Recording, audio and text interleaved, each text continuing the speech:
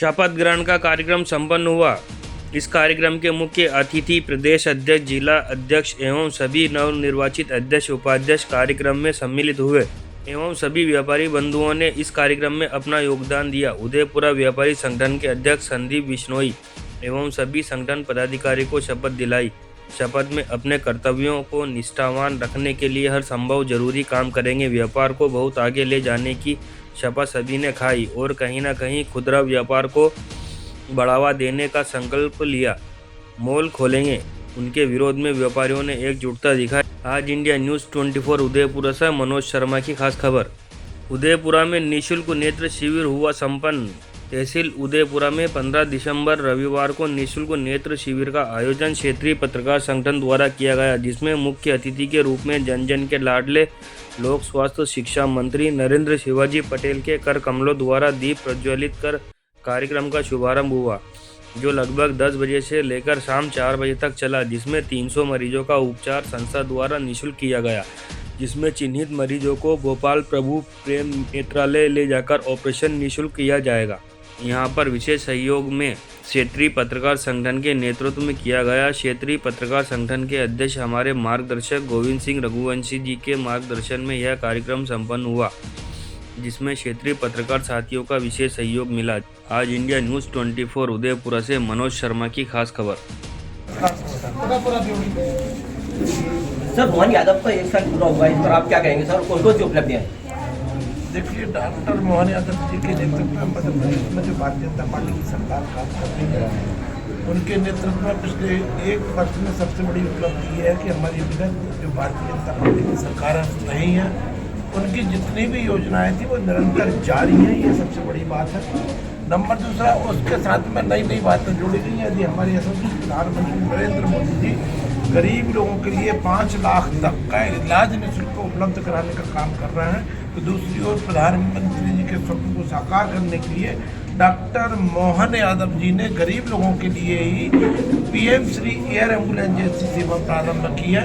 और आपके सामने से कई उदाहरण आ गए हैं कि मजदूरों को, बढ़ई को, किसी गरीब व्यापारी को, किसी लोगों को हम लेके आए हैं और उनको तत्काल यदि स्वास्थ्य सेवा मिली है तो उनके जीवन रक्षा करने का काम हुआ है। तो निश्चित रूप से जो हमारे मध्य प्रदेश के नागरिक हैं, उनके लिए स्वास्थ्य सेवा में भारी वृद्धि हुई है।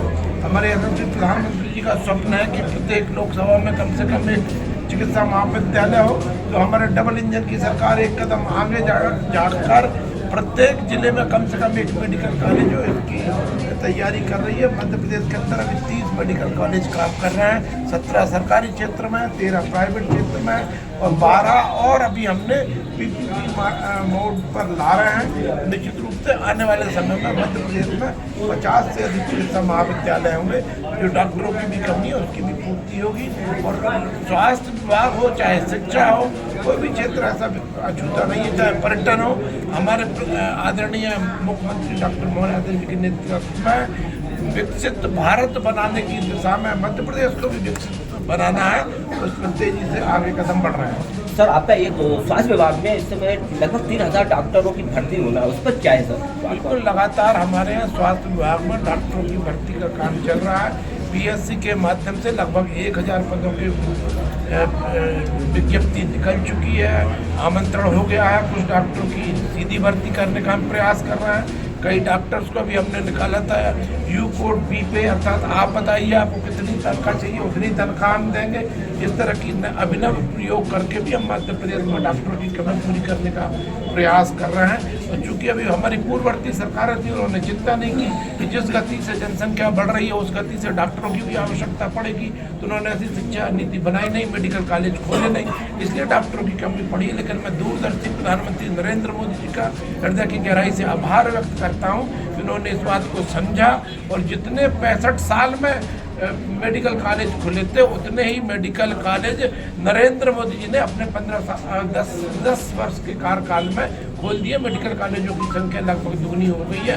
जब ये चिकित्सालय महाविद्यालयों की संख्या बढ़ी है तो निश्चित रूप से डॉक्टरों की संख्या भी बढ़ेगी, डॉक्टरों की संख्या बढ़ेगी तो उनकी उपलब्धता भी बढ़ेगी। सर, मध्य प्रदेश में बेरोजगारों की संख्या बहुत बढ़ रही है, इसलिए मोहन सरकार क्या कर रही है? बिल्कुल, निश्चित रूप से मध्य प्रदेश के युवाओं के रोजगार के लिए हमारे प्रधानमंत्री जी भी, हमारे मुख्यमंत्री जी भी निरंतर प्रयास कर रहे हैं।